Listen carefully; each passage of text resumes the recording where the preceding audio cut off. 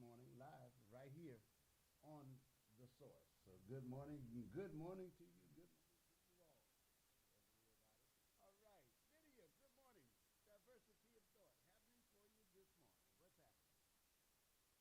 Good morning, Paris. Good Yes, morning. ma'am. How are you? Good, good. I'm good. Gucci. Yeah, It's Gucci. glad Gucci. Yes. Glad that we are back up today and we are raring to go. Yes, indeed. So yeah, diversity of thought, raring to go. And I guess we could start out. The sun's out. We're getting ready. It's supposed to be a beautiful weekend as well. Yes. So I am looking forward to that, Paris, and family out there, listeners out there. Um, Before we start, I want to get some PSAs out of the way. Um, Couple of them.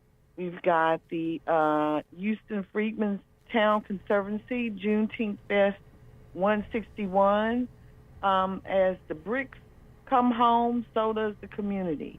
Mm. That's going to be happening in June, June 17th, Wednesday, from 12 to 5 p.m. Free entry. It says join the HFTC, that's the Houston Freedmen's Town Conservancy, for an annual celebration of Black freedom, culture, and resilience and community in Houston's historic Freedmanstown, Black Houston's home base. So that's going to be happening at the Freedmanstown Visitor Center, 1204 Victor Street, Houston, Texas, 77019. So there's also a website that they have, HoustonFreedmanstown.org.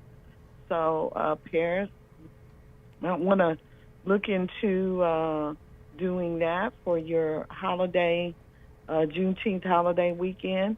And also, we've got the Houston Alumni Chapter in partnership with the Urban League. You know, I work with them quite a bit, but there is a art inspired rights and resilience is what it's titled. And it's a visual artist showcase where art, life, wealth, and politics intersect. Culture inspired by life. So I want you to shop, collect, engage, and build wealth. And that is free and open to the public on May the 31st. So that's coming up shortly here at 2:30 p.m. Free registration now through the 29th, which is today, or when capacity is reached. The Urban League, 1301 Texas Avenue. Uh,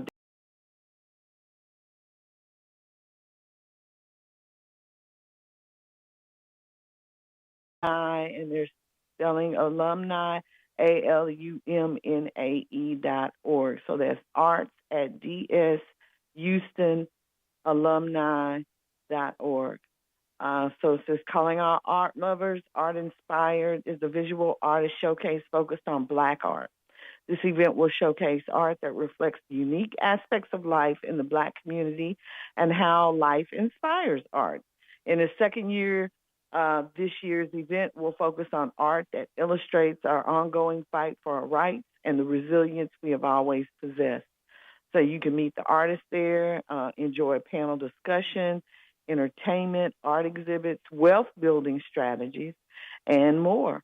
Artwork will be available for sale. So bring your money and tell your favorite. So tell your favorite art collectors and be ready to shop. Paris, I know you will probably be there taking part in that, huh? Well, we are going to make the effort. We're going to make the effort to do so. We're going to make. Well, we're going to try to get out some this week. Yeah, Yeah, yeah. sure.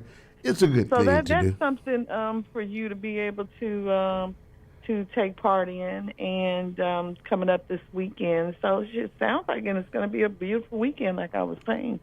So something to do to get out there, stretch your legs, and see some beautiful art and support the Yeah, Urban League. yeah, yeah. And so all good stuff. And I wanted to also say good morning to Stevens or Yes, yes, Zoko and yes, the new yeah, show. yeah. Yeah, talking politics. with Yeah. friends. I tuned in Mm-hmm. this past Wednesday. Yes.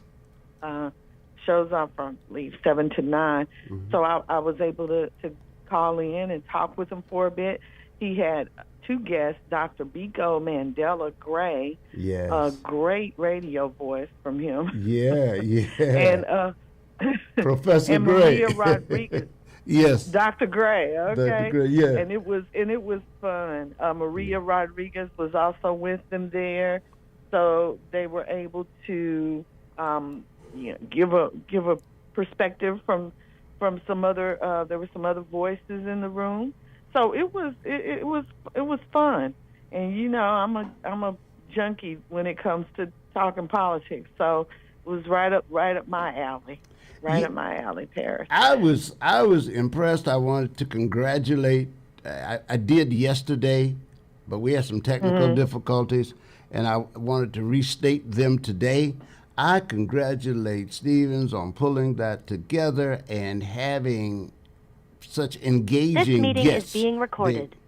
Well, it's not me, lady. I promise you. I'm not recording. It's me, and you know That's- what? No matter how much I try to remember before we get started. Sometimes I do, and sometimes I don't. So apologies. Go ahead. tell me about it. It's a relief to know that young people sometimes can't find the buttons either. Yeah. You get wrapped up in getting everything ready. Yeah, to getting go, together, so. and then the small things come back to bite you, right? Yeah. But listen, the fact of the matter is that show was engaging, and and the material was laid out so that you could comprehend it, and it sounded like what it was. It sounded like a discussion between friends who had their political views and they were knowledgeable. They were knowledgeable.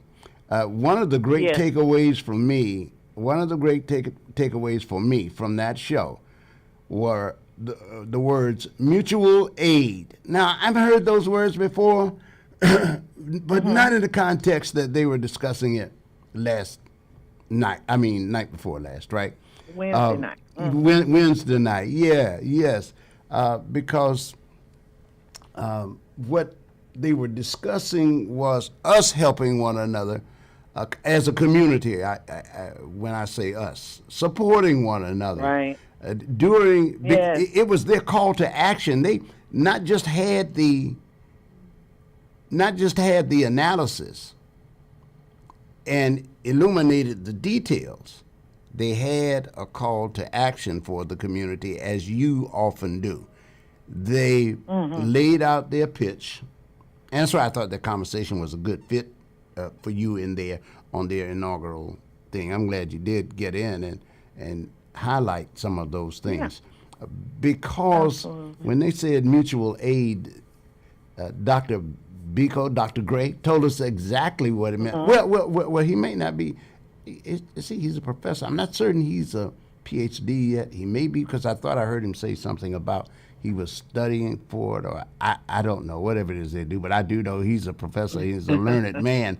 And the line that got me was when they were speaking, and he was saying, when we have like an evacuation, it's not just seeing that you're good. It's making sure your neighbor's good, because he used the words, making sure everybody's good. And Stevens went on to amplify that by saying it's not just you lifting alone. We should lighten the load for everybody, so that the lift does not become as heavy as it would be if you were trying to do it alone. I thought that was a crisp analogy. It was clear, concise. People could understand it. And Miss Yvonne, they were all speaking, they were all singing from the same page, but they had thought through it. And I thought that was a good thing.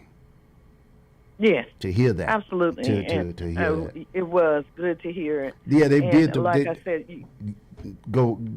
I just got one other thing I want to mention before I get it. And they Go ahead. mentioned they mentioned Louisiana, and you know how the people came on when we were talking about evacuating the city.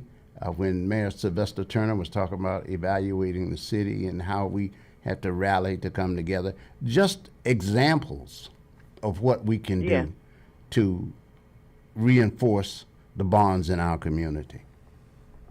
Yes, very, very important. And it was so refreshing to see on YouTube, because you could see them there, a diverse group of people discussing these things. Yes. And when I called in, the conversation had gotten to, that was probably in the beginning that you're talking about. Yes. But I tuned in a little later, like around 7:30, 7:45, and the conversation had gone to the Senate race and what it was. Not so much Ken Paxton at that particular time, but the primary Senate race, and just taking the pulse and the temperature of the community around that, given that Dr. Gray, is a professor and teaches. And so I wanted to, get his takes or their takes on all of that. And just, it was great speaking to them because a lot of the things that I've discussed on the show, insofar as democratic leadership, and callers have discussed it too, what Talarico means in the race. Now that we have our two final individuals in the race,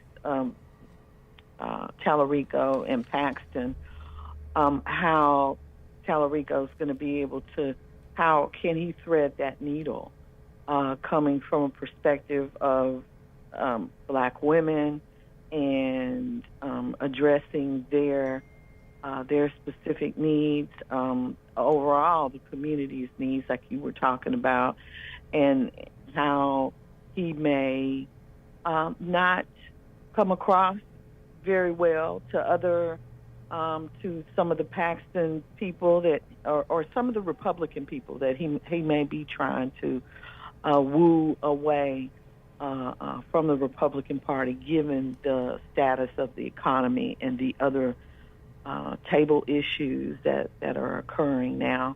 And they had some thoughts. Maria and I were on the same page in regards to that. So yeah, it was fun. I enjoyed it. So Wednesdays, you guys call in and try to support if you can. After you get off work and at home, if you still want to continue to talk politics, or some of you can't talk politics while you're at work, so that gives you a perfect time to be able to do that. So, kicking off the show, and a teaser, Dr. Barbara Walker Green, who will be with us at 10 o'clock this morning, and she is an author, and she's a celebrated, financial professional. She has her own wealth management firm, but she's an author too. She's been on here with me, Paris, and I with both of us. Yes, I think it's been a couple of years ago. Yeah. And has it been that long? I guess so. Yeah, about a year and a half at least. Probably a year and a half at least. Yeah. Mm-hmm. And she was on with us, and she discussed her book at that time. She has two books, and it's the Shiro series. Mm-hmm. But I wanted to talk to her this morning about money, about the economy, about how we should be handling our money during this time, where the economy, gas, food, everything that we discuss, is prices are up. Mm-hmm. How do we budget? What are those? So I think she's the perfect person to help us with this conversation. So she'll be here at 10 o'clock just to tease that for you. But I want to get into, some of these couple of other stories before we do get to her. Across politics, tech, and culture, We're watching the same pattern, institutions under pressure, loyalty rewarded over accountability, and public life turned into spectacle. Whether it's the Republicans fighting over Paxton, Trump administration that uses non-disclosure agreements to enforce loyalty, and Elon Musk discussing building an AI future with taxpayer money. A cage fight on the White House lawn. I'm surprised I haven't heard y'all talking about that. Yeah. And Democrats navigating their own internal tensions, or even the quieter stories of government actually helping people. I'm always going to have some stories that are going to either be uplifting, tech-related, something that's outside of the political realm, like free diapers for newborns or free phone calls for families with loved ones in prison. The question is the same: who's shaping our future and what values are guiding them? So, Paris, I want to kick it off with the Paxton situation. His victory tests whether Republicans can reunite for November, and that's the source is the New York Times. So help me understand this. How do Republicans who care about budgets and Republicans who care about morality both end up backing Paxton, even with all the baggage? So here's what's going on here in Texas right now after Paxton survived, that bruising primary that we all witnessed. The Republican Party in Texas is trying to figure out what comes next, who's going to call the shot. And even though Paxton won, the aftermath has exposed some real cracks inside the party that we've started to see. You got the old school Republicans, the Cornyn's, the business conservatives, the local officials, and then you've got the Paxton-aligned, Trump-aligned wing, some would say MAGA, and that's more aggressive, more confrontational, and not afraid to go after their own. And the tension is this, that Paxton's victory, didn't calm anything down. If anything, it made the internal fight sound louder. Some Republicans, they're concerned that the party is drifting into a place where loyalty tests and political revenge, they matter more than governing. And we've seen that for a while. Others think that this is exactly the direction that the party should be going. More combative, more ideological, more willing to punish anyone who steps out of line. But here's the part people ask all the time.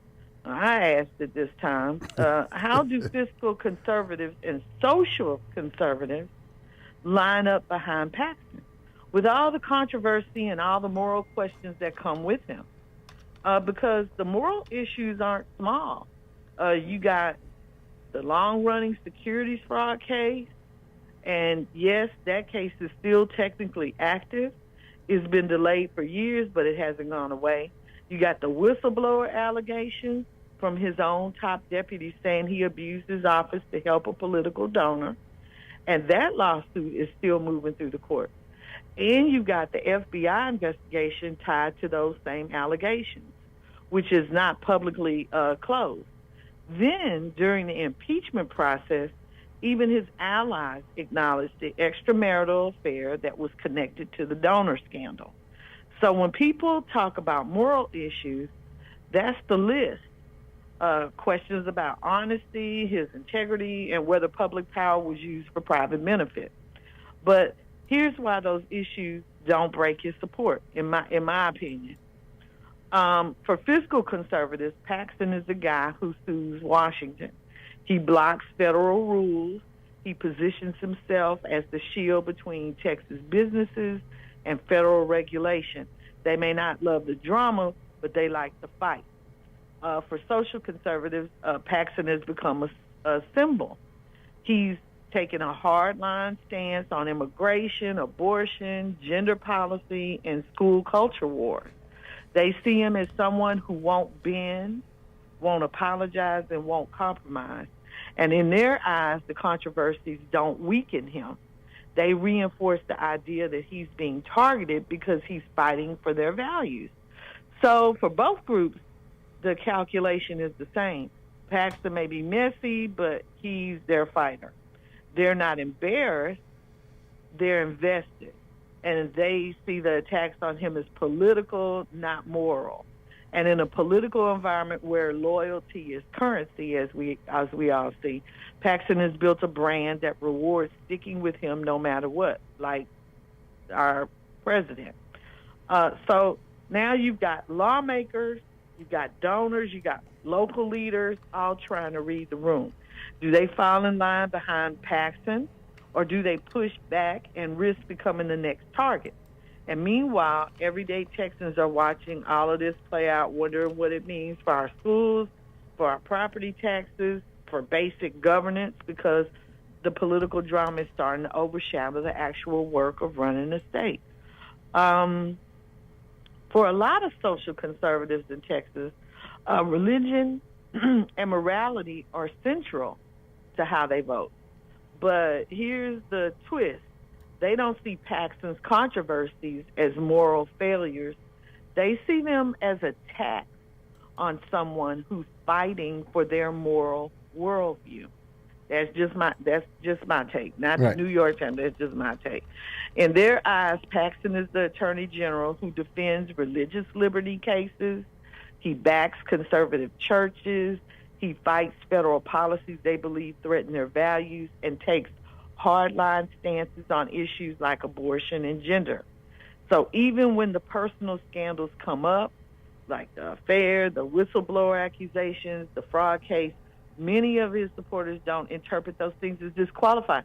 They interpret them as political. For them, morality isn't just about personal behavior. It's about the larger cultural fight, and Paxton positions himself as a warrior in that fight. So instead of saying this man's actions conflict with my faith, they say this man is being targeted because he's defending my faith. That's why supporting someone like James Tallarico is a no-go for them. Tallarico's politics, public school investment, social safety net expansion, reproductive rights protections, a more collaborative governing style don't match their religious or cultural priorities. Even if they respect him personally, they see his policy positions as morally out of step with what they believe the country should be defending. So the moral equation shifts. Paxton becomes the flawed vessel doing God's work, and Tallarico becomes the decent man with the wrong worldview. And that's how they reconcile it, y'all. So, Paris? Yes. Any thoughts about that? Yes, plenty. But it's your show. Plenty, but it's your show. Listen, it doesn't surprise me that they being the followers in the GOP, follow Paxton, because he is one of them, bearing in mind, however, that particular block right now represents about a third of the Republican voter base. There are, which would translate to roughly 30%. And the question is, will Paxton's behavior play, how does that play in the general election? At a time when the Republicans right now are shedding Latino votes. Right. How does Paxton play then? By extension, he is a part of the Trump administration. And overall, this is how I calculate. Some of these things, if I hear of an appointment to the cabinet, if I hear of a nominee, and if it's coming out of the Trump administration, those people are de facto in line with Trump. So it's not a large argument for me that they are embracing Trump. It's not a stretch to say when you're embracing Trump, you're embracing his behavior, you're embracing his moral code, and you're embracing everything else about him as well. So I don't see where people think that they can parse that, and I mean the supporters of Paxton. And religion is a pretty safe place for people to hide sometimes, or at least to give nobility to doubtful practices, to be kind. Mm-hmm. It's a coverall. God sent him here.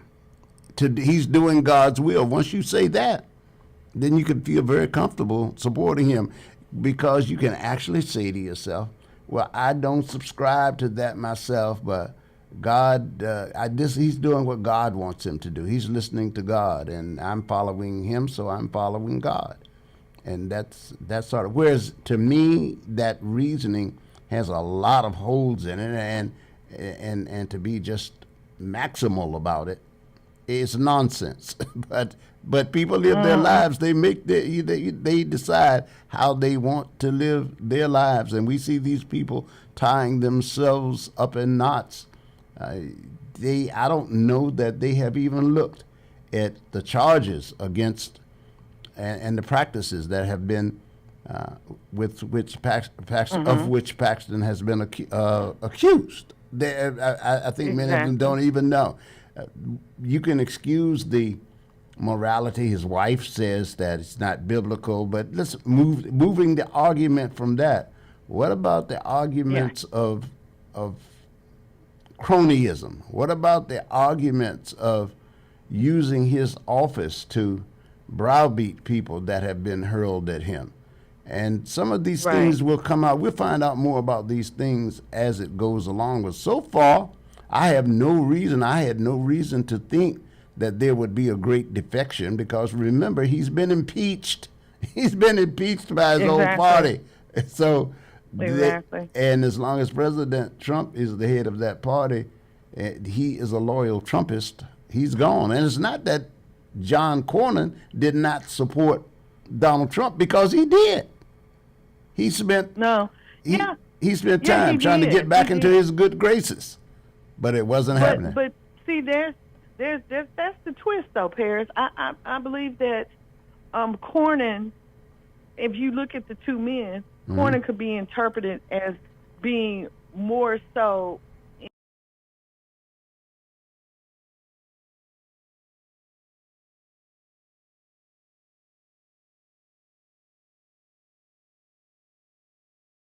the same things that Trump has been accused of. Yes. So Trump looks at it like he has with other people as an opportunity to use the loyalty test and put him under that umbrella. And Paxton, because of these issues, is more drawn to being under that umbrella, because he has all of these issues that are out there that can be detrimental to him in a political race.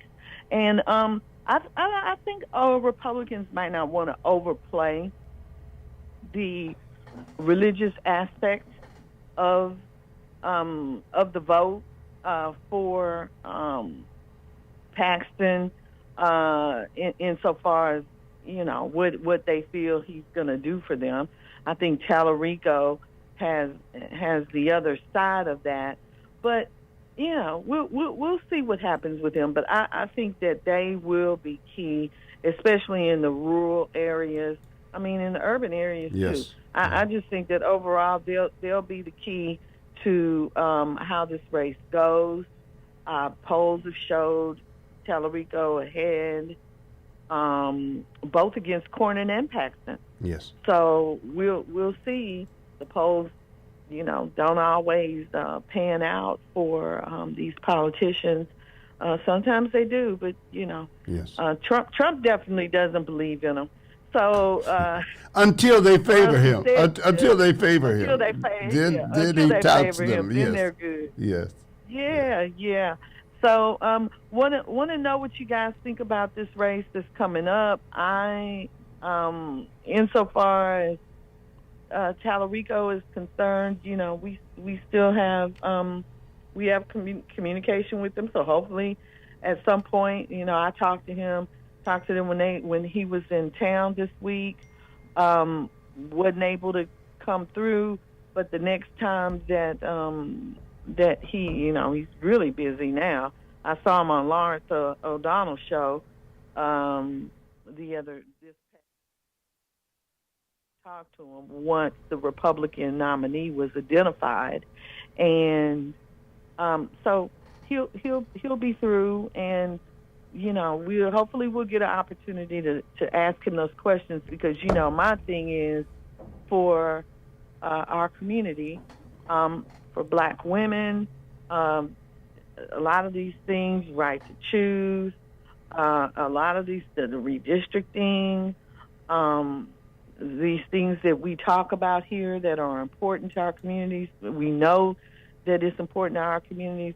To hear him be able to voice those things, deep throat voicing of these issues, and still be able to get those other votes that he wants to get. I think people just want to be able to trust him when he gets in the office, and I think that'll be his biggest challenge, is that, and being the religious man that he is, the theological, gone through theology school, all of those things. It'll be interesting to see how he approaches attacks on Paxton, insofar as all of these different things that he's done. Because Paxton, in his acceptance speech, he was calling him all kinds of names. Sure. Did you see that, Paris? I saw excerpts of it. I saw clips of it, right? But yeah, I did. yeah, I saw it. It was hard to look at that. I mean, because in the people behind him, I didn't see him necessarily. Maybe the people standing in front of him were cheering, but the people behind him were kind of just staring, out while he was saying all of these things. And I just think give me a little taste of it, because I didn't hear all of it. I heard the part where he said that Tallarico was a vegan, and a vegan in Texas. Yeah. And of course, first I thought he said he was a virgin. I really said piped up. I wanted to see where that was headed, but it turns out it was vegan. He said he was a vegan. So yeah. There's that. And then when I drilled down on it, I thought, what a juvenile comment. What a juvenile comment. That's what I said, if that's the nature of his accusations, and of course they will become more scurrilous. I don't doubt that. But I'm saying what's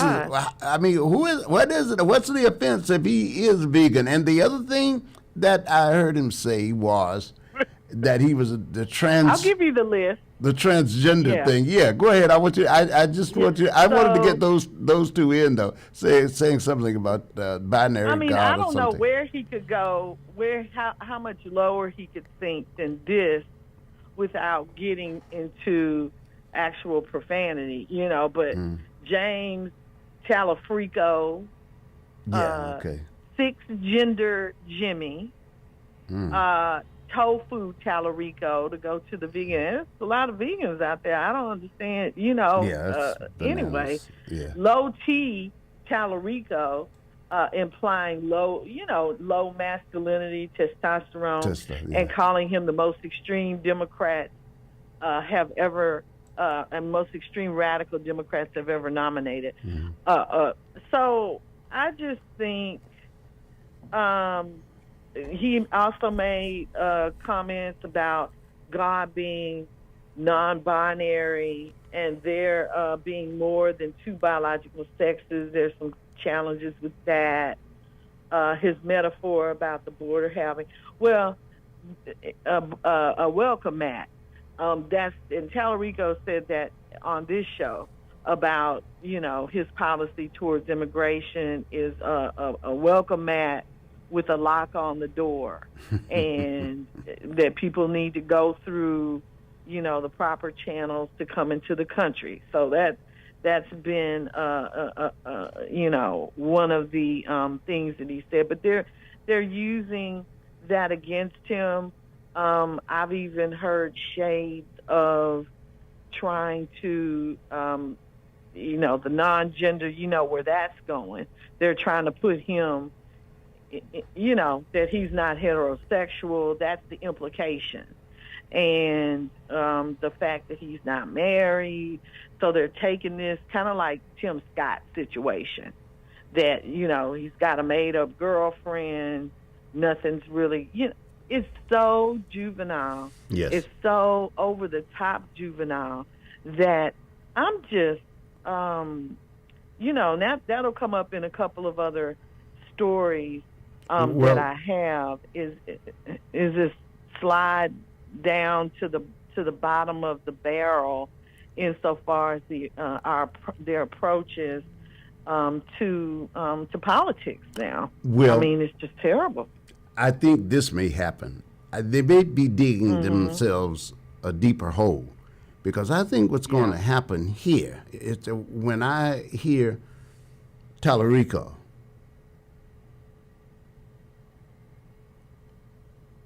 exegete Scripture, when I hear him explain Scripture and what it means, I think there's going to be an unintended consequence here.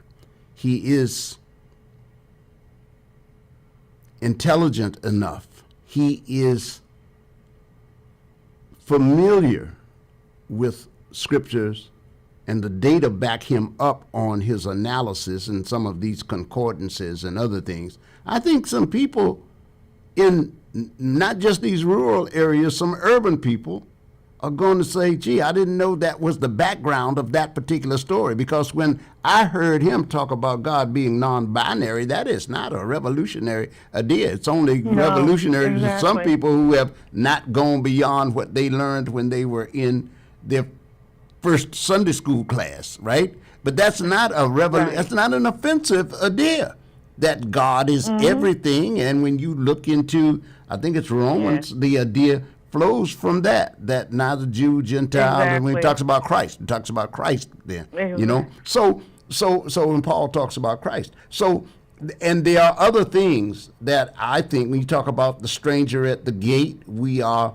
exhorted to feed them, to take care of strangers. In fact, we say that was the true cause of Sodom's fall, was their treatment towards the poor and the strangers, right? So, so the poor and the foreign people, right? So he may have the unintended effect of putting some of these things into perspective for some people who will realize that what they've been claiming as a God premise upon which to build their argument are on unsteady ground.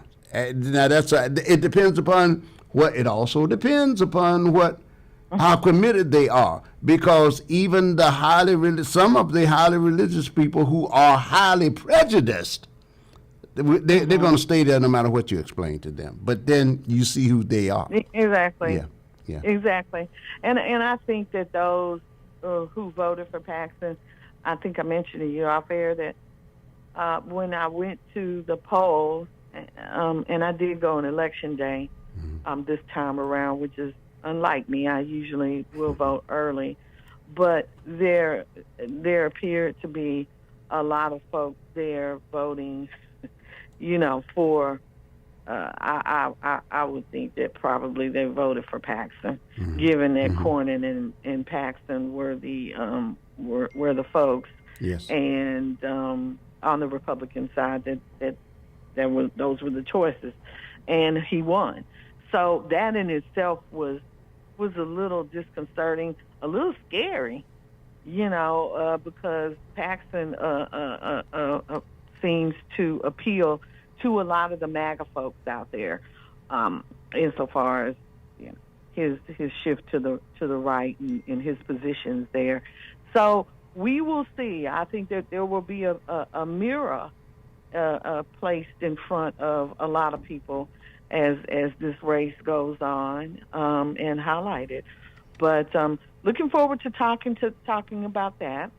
And moving on to this next story, and all these stories have a thread that I mentioned in the opening monologue. But let's start with this one. Trump wants federal employees to sign non-disclosure agreements, and it was so odd that this came up, and I happened to see this on the news. It was either yesterday or the day before, because I was working on a guest to come on to the show that's a government employee, and with USDA. But and I saw this because what I had to do was make a request in writing in order for, given the general framework of the questions and all of this that had to be submitted and approval provided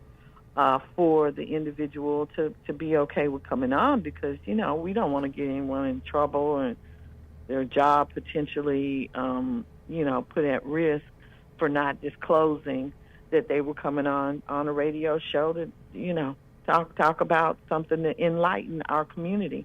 But this came up, this new reporting, again, from the Times. It pulls back the curtain on something a lot of people suspected, but couldn't quite prove.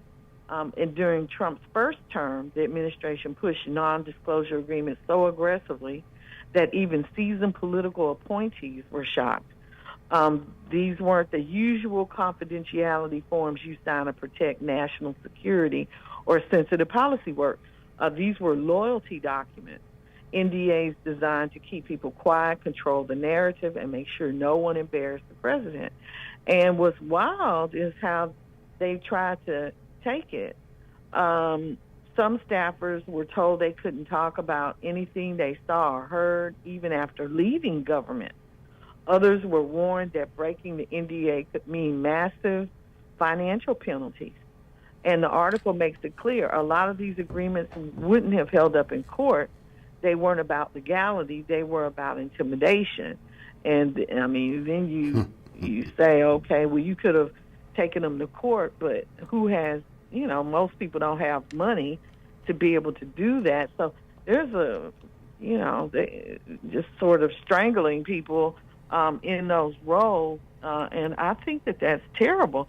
So you have this culture where people weren't just serving the government, they were navigating a workplace where silence was expected. Your loyalties being monitored, on the job, off the job, and speaking out could cost you. And even though many of the NDAs were never enforced, the threat was enough. It created an environment where people second-guessed what they could say, even about basic operations. And now as Trump returns to power, some of those same staffers are wondering if that system is coming back and whether the next round of NDAs will be even tighter, even more aggressive, and even more focused on controlling the flow of information inside the government.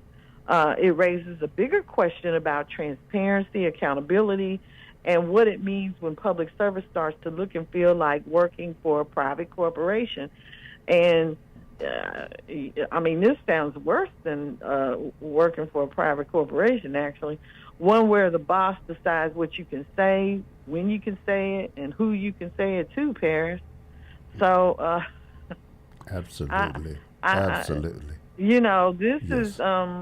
This is a lot. So we'd like to hear, and it makes me question, all of the things that the government agencies put forward, the jobs reports, all of these different things. Yes. All of that's based on transparency. So how do you navigate that? So it's really setting the stage for all information to really be picked over and not given to us. And this is a administration that tries to say they're the most transparent in history, but I would say they're transparent about what they want to be transparent about. And the things, they're not transparent about everything, and they're telling you what they want you to hear, not all of the facts, and allowing you to take those facts and make your own decisions on them. So all of this transparency, that's just trying to take you off the beaten path so that you're not really focusing on what they're specifically doing. But so let's 713-668-1230, 713-668-1230. Let's try to get a couple of people in, 2, 3, 4 people in before our guest comes on, Ms. Barbara Walker Green. Paris, do we have someone that's on hold? Yes, we do. Yes, we do. Good morning, caller. You're on. Always.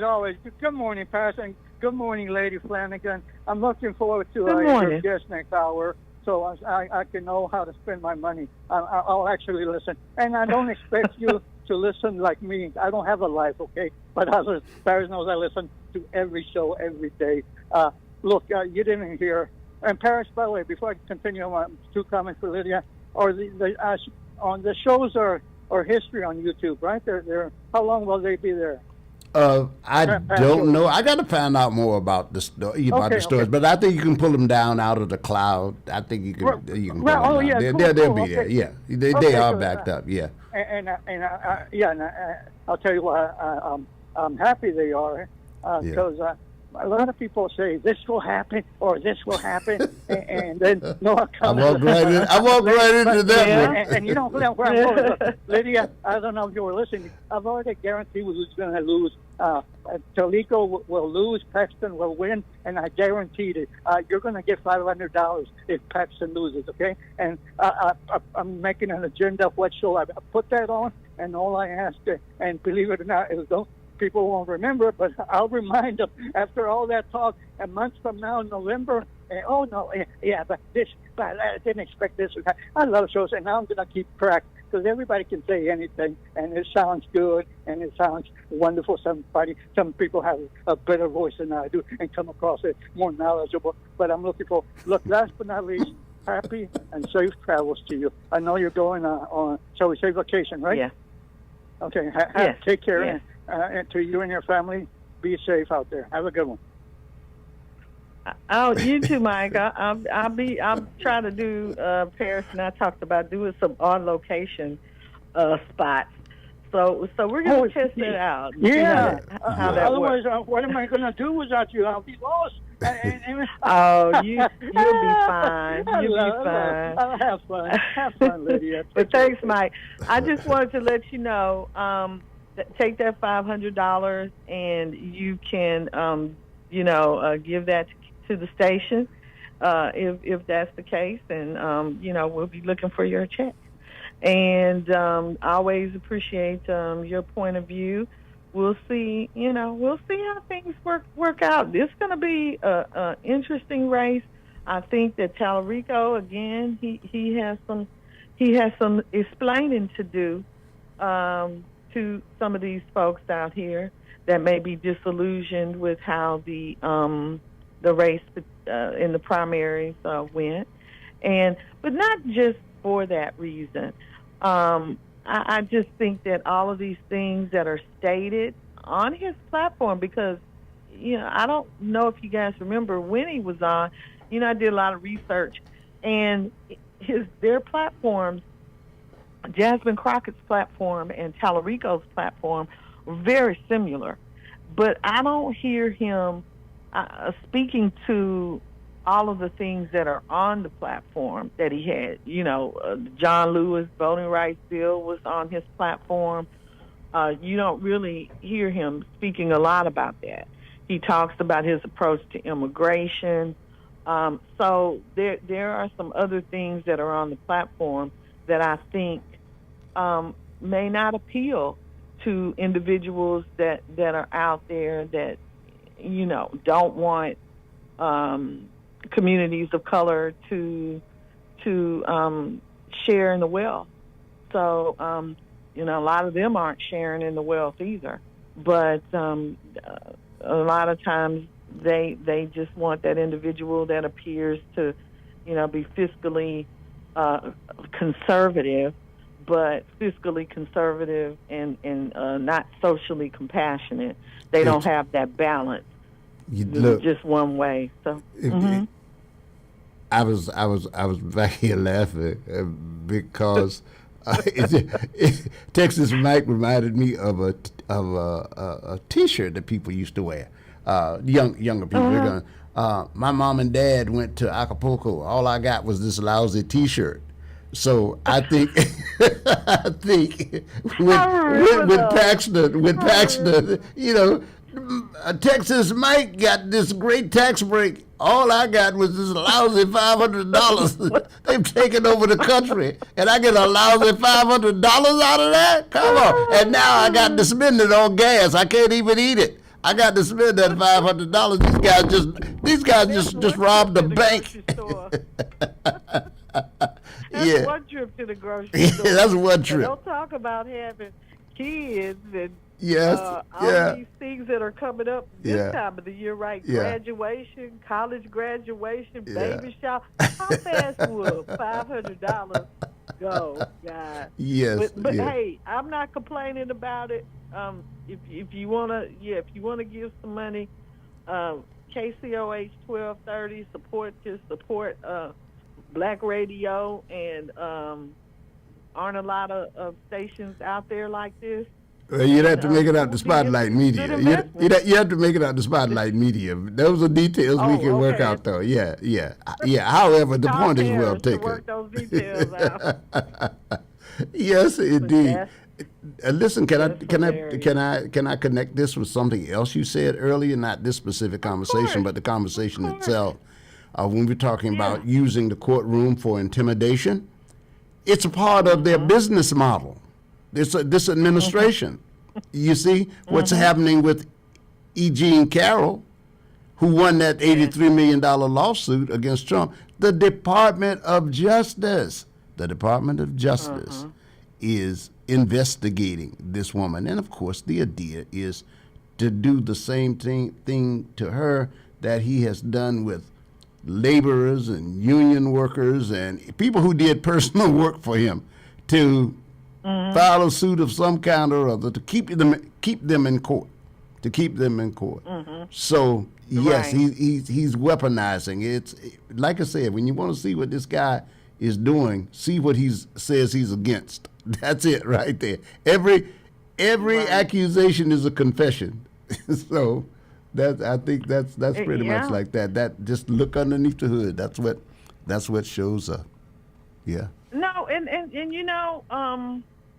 I think that Tallarico, I think he's just going to have to come up to the plate, and he's going to have to try to hit the ball. He's going to try to get on base, hit a home run. I don't think bunting's going to work.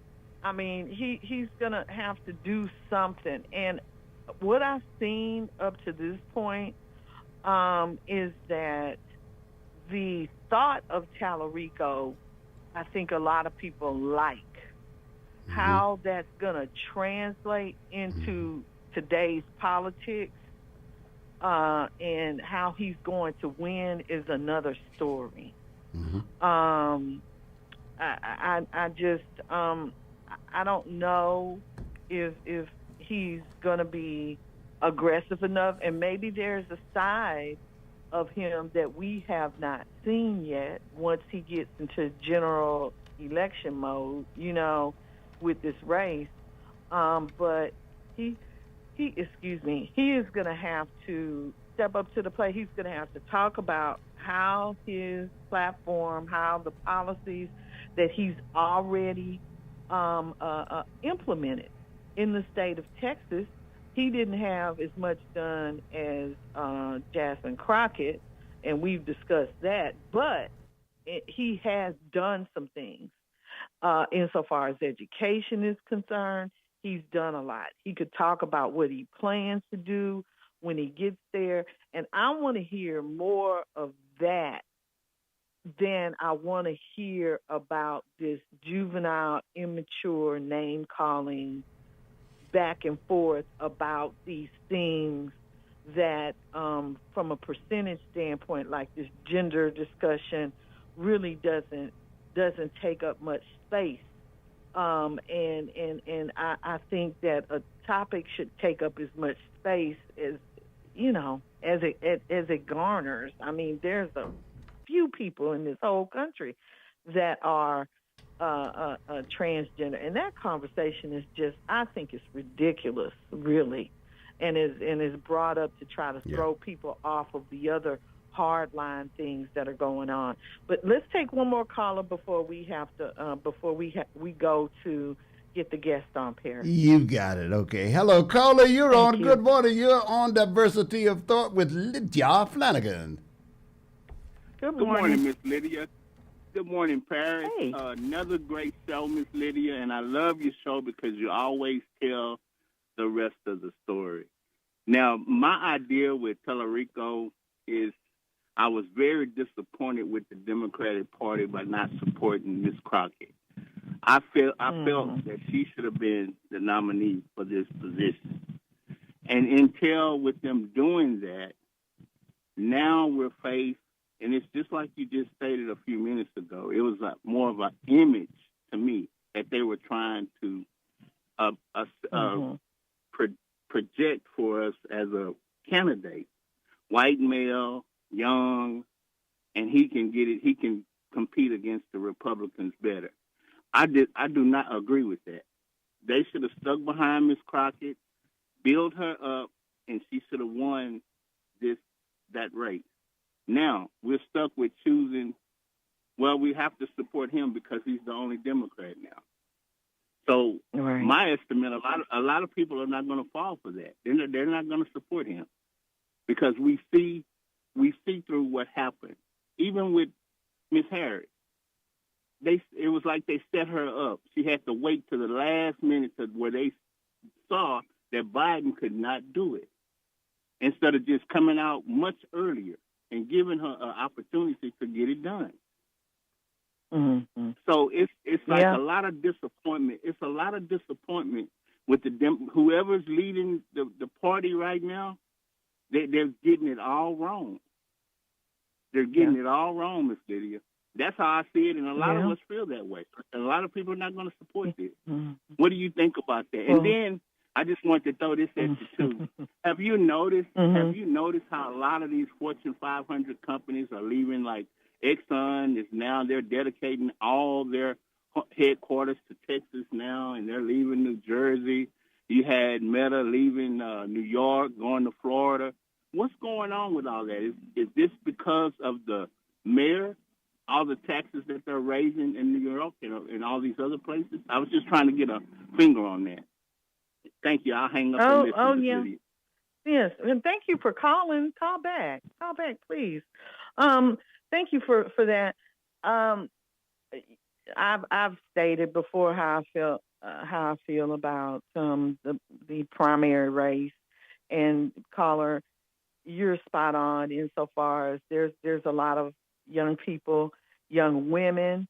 Dr. Biko talked about that on Wednesday night. Young women who were just disillusioned because of the approach that was taken towards Jasmine Crockett. And I think it could have been any black woman, qualified black woman running for office. And you can't just continue to do that and it becomes obvious that there's some challenges with electability, is what they said. We all heard that, and that really threw a lot of people off. I would say, and this is what I've said, and I still believe that there's still time for Tallarico to come out. He went to Prairie View. Hopefully he'll be back here, like they said he would, and he'll be able to address some of those things and not just want to come and just give his stump speech and move on. Because that's the question that's there for a lot of people, to build that trust up for him. And it's going to take a lot to do that. I think that there may be, we talked about leveraging our vote, and there are other races on the ticket. Want to have Gina Hinojosa who is running against Abbott. You know, when you talk about getting him out of office, and you have, you know, Hispanics and African Americans that may go to vote for those other races, the lieutenant governor, the governor, the other races that will be on the ballot, and just may not vote on that race, on the senator's race. I don't know. I just think that we'll see. You know, we're doing here at the station these PSAs for young voters, and thank you, Paris, Don Sam, all of you guys at the station, Ralph Cooper, that play those ads, because it's encouraging that we are keeping our young people included in our thoughts when we talk about the political process. Because I have a story later on in the show where we will actually talk about the Amanda Seals, Jasmine Crockett, you know, St. Louis. There's social media going on about her and an endorsement, alleged endorsement. So we will see what happens with that. But thank you, caller, and I'm going to pop over, get our guest on, and I will leave this in Paris's capable hands while I do that. Thank you. Okay, thank you so much. Lydia Flanagan, Diversity of Thought is the show. We are right here with you, everybody. Spotlight Media bringing it to you. You can find us on YouTube. Go to YouTube and just type in The Source. The Source, 1230. Type in 1230 The Source, and you will find us there. You're likely to pull up one of those flattering pictures of Ralph Cooper, our guy. He'll be on there, and you'll see Stephen Orozco, and you'll see myself as well, me as well. And you just you check it out, and you stay with us as we bring you even more. 4 minutes after the hour, I am Paris. We do thank you so much. We want to remind you, since Lydia was talking about public service announcements, we want to remind you that the 6th annual Juneteenth celebration is going to take place Saturday, June 13th. June 13th. The Juneteenth celebration at Mount Vernon United Methodist Church takes place 3 to 8 p.m. at the historic Mount Vernon UMC, United Methodist Church. And found out we had them on the air yesterday morning with us before we hit our glitches, but we enjoyed so much. One of the things that I found out was that the church predates the Fifth Ward by 1 year. Mount Vernon United Methodist Church is 1 year older. I think they told me it was here. It's been here for 161 years, and Fifth Ward is 160 years old. So that was interesting to find out. Yeah, big ups to the Fifth Ward. Big ups to the Fifth Ward. But this is going to take place from 3 to 8 p.m. Saturday, June 13th, from 3 to 8 p.m. at the historic Mount Vernon United Methodist Church, 1501 Jensen Drive. And Joe Carmouche will be performing for these festivities. Minister Chester Baldwin will be on hand. Corey Stute, Bio City Brass Band. Zanzi dancers are going to give a cultural performance. And also, a new artist, Camouflage, will be there with his new hit song. So there'll be enough talent there for sure. You all know Joe Carmouche here in this area. He's known here and internationally, as is Corey Stute, Grammy-nominated, Grammy Award-winning performer. So these talents will be on hand. Bring the children out. Bring your family. We are inviting the entire community. Be part of the legacy. And they've got a wonderful slogan that says, live the culture, feel the legacy, celebrate freedom. That's for Juneteenth, so we want you to know that. Thank you, ladies and gentlemen, so much. We're a winner. And now, a message from the future frequency. Young voters.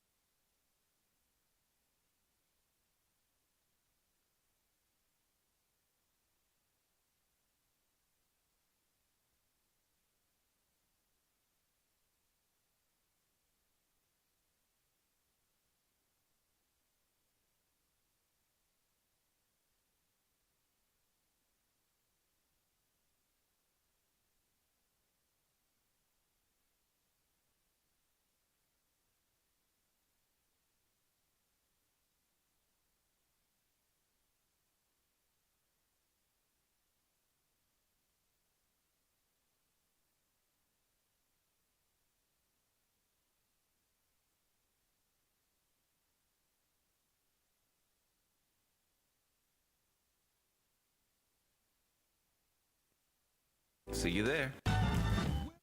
We are the source. Good morning. We do thank you so much for being here with us this morning. And this is Diversity of Thought. And here is Lydia Flanagan this morning with a special guest.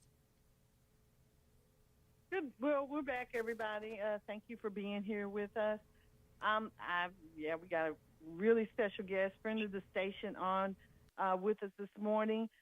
She was on with us about a year and a half ago, and I had the opportunity to be able to interview her then. But for you guys that didn't get a chance to hear that show, I'm going to briefly introduce her, and then we'll get into the conversation. So Dr. Barbara Walker Green is a celebrated financial professional, author, and the visionary founder of Shero Nation, a platform dedicated to empowering women through books, podcasts, live events, and coaching. With more than 2 decades of experience, she's helped individuals, families, and businesses achieve financial security and long-term success. She's the author of The Unstoppable Shero, and the Inevitable Rise of the Shiro Nation, where she introduces groundbreaking concepts such as objectification buy-in and the impact of deliberate parenting on future generations.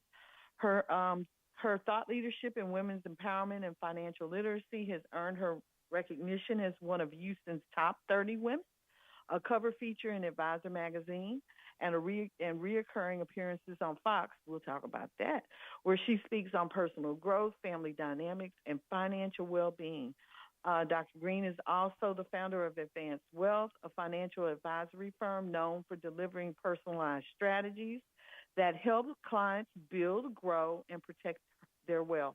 Her work has been honored by the Texas Senate for its impact on financial literacy and women's empowerment.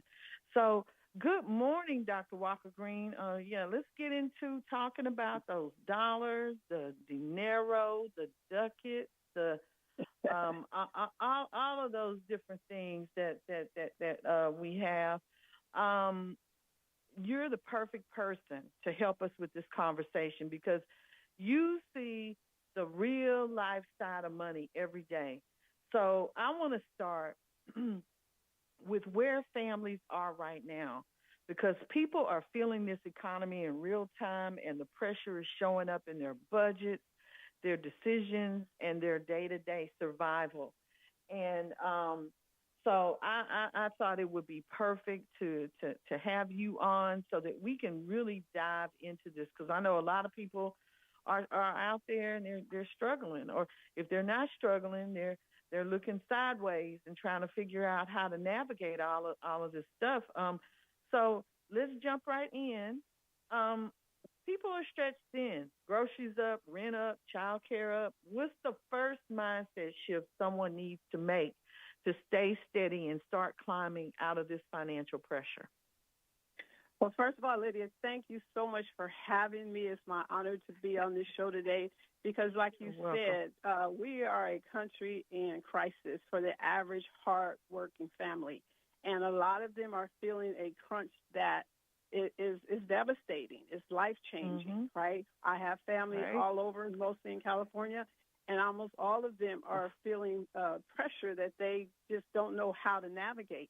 So the first thing I would say is, number one, be realistic about where you are. A lot of times we get so sidetracked by just everyday life, and we just kind of go through the motions without making a conscious acknowledgement of what's going on and where we are.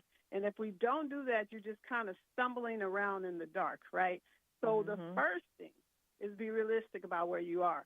If you are hurting financially, you have to say to yourself, I am hurting financially, and it's time for me to take active steps in navigating what I should be doing. Otherwise, you'll just continue to walk around bumping into walls in the dark. That's the first thing. And a lot of people believe that financial advisory services are only for someone with a lot of money. We all need financial advisory services, just like we all need a dentist.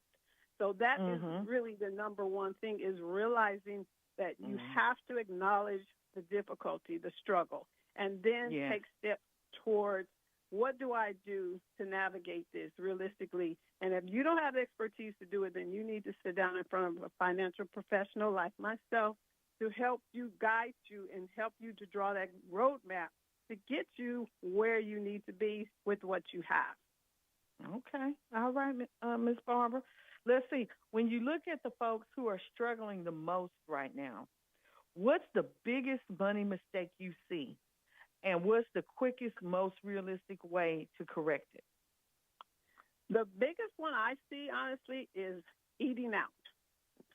People don't realize how much money they're spending driving through that fast food restaurant and grabbing food really quickly. That's a big ticket item nowadays. Eating out is a luxury, okay? It's a luxury that many people don't realize they should not be entertaining.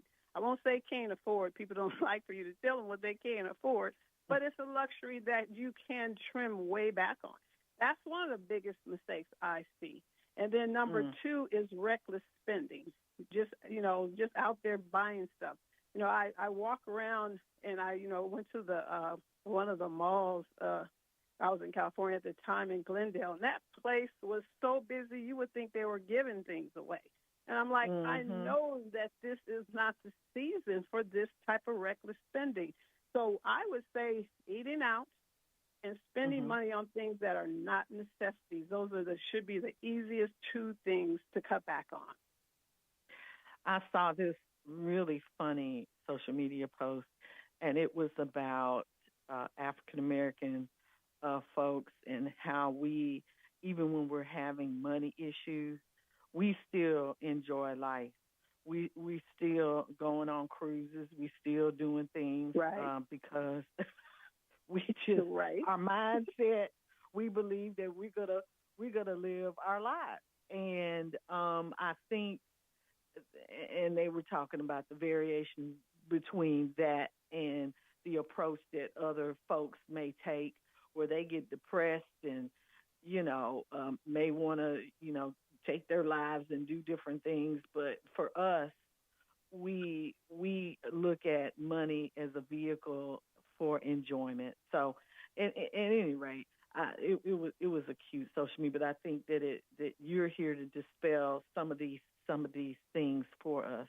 For someone who feels overwhelmed or behind financially, what's the simplest, no judgment first step they can take to get back in control? Again, recognizing where they are. Many people, that's hearing my voice today, I bet you a great majority of them do not know what their monthly budget is. They do not know where their money goes month by month on a consistent basis. So they may not realize they're spending $400 a month on lattes because they don't have a budget, and they're not tracking it. And there's some really good tools out there that can help you to do that. I use Monarch myself, and it kind of tells you, okay, last month you bought 11 lattes. It's almost like asking me, what's up with that, right? So you can, because I normally don't buy lattes, but I was traveling a lot. That's the reason. I was, on the road, so I was buying lattes. But it reeled me into, wow, I spent that much money on lattes, and I'm really, really conscious about how I spend my money. So I use that tool to really rein me in. So a no judgment way to kind of get yourself realistic about what's going on is know your budget, know where your money is going every single month, so that you can rein in things that, like those lattes. You don't need $300 a month worth of lattes. I mean, I'm sorry to the coffee houses, but this is where we are, and we have to be realistic about what makes sense. That would be the first thing. I know a lot of people, again, that I work with, and you do have to have something to work with, right, in order for anybody to be able to assist you. But you want to take stock. Where is my money? Where is it going on a consistent basis? Because you'll wake up one day, you might be 40 now, but, 50, 60 becomes like so fast it'll make your head spin. And if you continuously made those mistakes, you're talking about a substantial amount of lost purchasing power, lost savings, just money gone on these cruises and things that maybe you should not have taken at the time. So I would say take stock. Where are you? Where is it going on a consistent basis? Get very clear on that. Use a tool. And the good part about these tools, you'll get a text. Like, you'll say after the fifth latte, look, you bought 5 already. And it's only the first week of the month. How many more are you going to buy? That's how I take it when I see it. We spending $400 on lattes, or what's going on? Lattes, right? And then complaining about the cost of food. Well, that $400 could have probably fed your family for the month. Yeah. So that, and this is so this is going into exactly that. My next question: what does a realistic 2026 budget look like? And I have an example, and I guess I'll share that. But I wanted to hear your framework around it. So I decided to kind of Google middle income examples. So I did lower income, middle income, and higher income. So let's start with the middle income. $4,200 a month. A take-home income, and I did this on median incomes, right? A take-home income of $4,200 a month. That means you earning $24 to $27 an hour, and that's $50,000 to $56,000 a year before taxes, which nets out to around $3,800 to $4,300 a month, depending on benefits, dependents, and state taxes. So, and this budget example fits a 40-hour per week worker in a modest to middle income bracket. So, Dr. Green, it says, and these numbers reflect inflation, high interest rates, and rising essentials. So, middle income families feel the squeeze the most. So, intentional spending and building a small buffer are the key to staying afloat. So, it's showing housing, $1,600, utilities, $250, internet, phone, $150, groceries, $650, transportation, $500, debt, $400, health care, meds, $200, child care, $300, savings, investing, $150, personal household items, $150, flex money, $150, and that comes out to $4,200. So I want you to poke holes in that, because I already see stuff. I'm just like, school costs $300, child care, depending on how your kids are, that could bust the budget right there. And groceries might be in line, utilities might be in line, $1,600. I don't know, a modest apartment or a small home in many areas. But so what are your thoughts about that middle income budget there?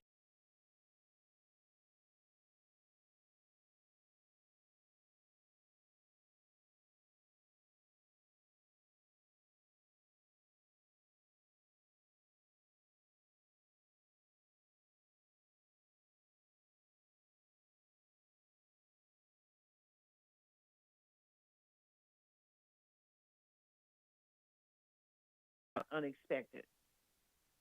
Okay. So the necessities of life are just that, right? So there's not a whole lot you can do about necessities. Perhaps how I spoke about eating out versus eating at home. So that portion of the household items could probably be trimmed back on. But the unfortunate situation here, Lydia, is that a lot of that can't be trimmed back. Child care is child care, right? Fuel is fuel. Right. Utilities are utility. So, for a lot of people, there's not a whole lot of room to cut back except those luxury items I call, like the eating out and the, charging. What are you charging on credit cards that's costing you $400 a month? I mean, if it's not, if you're not paying for necessities with that and paying the balance off every month, what are you spending? Or, what are you spending? How did you get that credit card to where it's $400 a month? So that looks like the biggest part of that budget that you just mentioned is getting that on the expenses under control that are not necessities of living, which sounds like the credit cards, and perhaps even the flex pay payments could be possibly adjusted as well. But the big picture here is that cost of living is really at a point where there's not a whole lot that you can do. You can't do anything about the cost of going to the grocery store or your insurance or things like that. So one of the things, again, is you have to really hone in on what you're spending your money on and bring it down to the lowest possible amount that you can function on. But it's really difficult because sometimes there's no answer for someone who is living as tightly as they can on their budget and still struggling.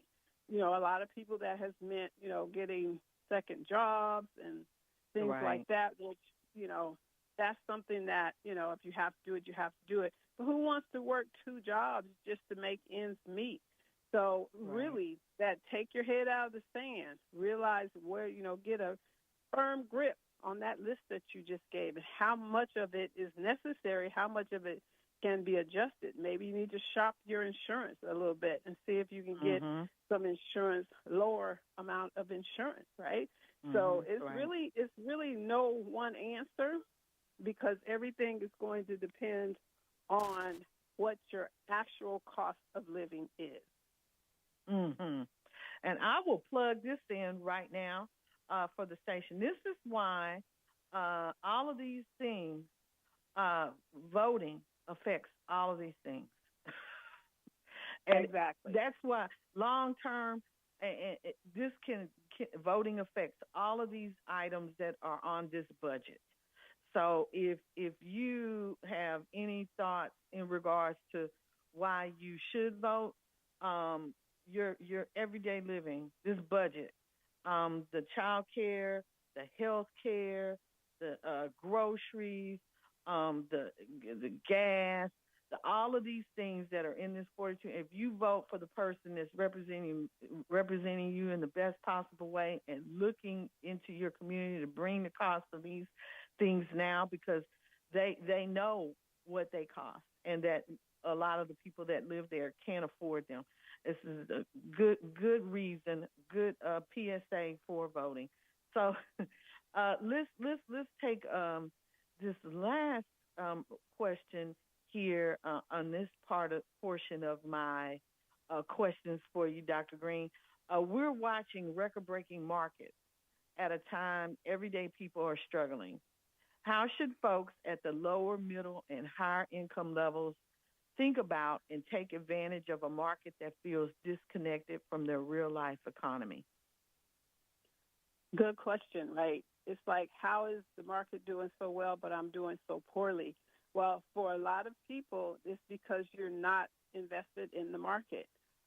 One big item that I talk to people about, especially the younger people that come in and really want to get started and start a savings plan and get into the financial security mindset, is that 401k. Now, is 401k the best thing in the world? To me, no, but it's also not the worst thing. And to me, it's about understanding how to maximize the benefits of having one.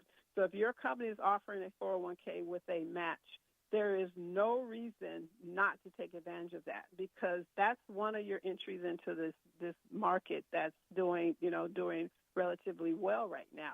So for the average person, that may be the only way to get in on it, right, is to invest in your 401k and take that match. Now, a lot of people that I've talked, especially the younger ones, like, well, I can't afford to put money into 401k now. I need every dime I have just to make ends meet every single month.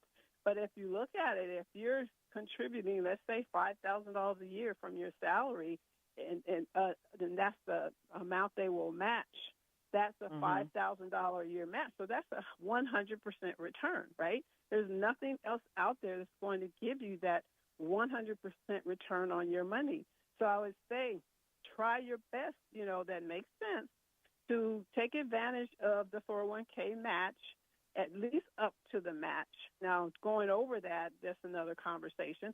But for sure, the matching amount, it makes no sense to not take advantage of, because, again, it's giving you 100% return on that contribution that you're making. So that's one way to enter the market, right, because 401ks are invested in all types of, stock market funds, ETFs, mutual funds, all types of different investments, and you should be able to take advantage of that. But that's small scale, right? That's small scale. But you have to start somewhere. If you don't start, you're guaranteed not to get there. Absolutely. Great advice there. And so, okay, all right, that's the real life survival kit, starter kit, okay? Now I want to shift into the mindset behind your approach, the values, the philosophy, and the way you talk about money on bigger platforms. Let's get into that side of your work. So you built a career helping people build, grow, and protect their wealth. In this economy, what does fiscal responsibility really look like? And how has your own financial philosophy shaped the way you guide clients through uncertainty? Okay, now that's a loaded question, but it's okay. And the reason why I say that only because the answer is it depends, right? So everybody's situation, right, is different, right? So let's just talk about someone who is maybe 55 years old, has participated in their 401k, worked at a job 20 years or so, have a, $750,000 in their 401k right now, which won't take care of them for the rest of their life. It sounds like a nice cushy number.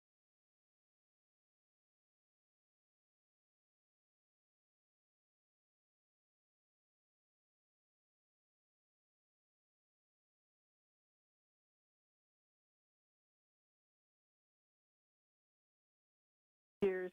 So what's my strategy on making sure that not only can I retire, but can I retire and make sure that I don't ever run out of money, right? That's usually the number one concern someone has when they're sitting down. So my philosophy, number one, is to make sure that, again, we are realistic about where you are. So we hammer out their budget. We hammer it out so they know for a fact this is what their lifestyle budget requires in order for them to maintain their lifestyle. Then the second thing is, realistically, can I afford to maintain that lifestyle? What is it going to take today, and what is it going to take in the future with inflation factored into that number? So that's number two.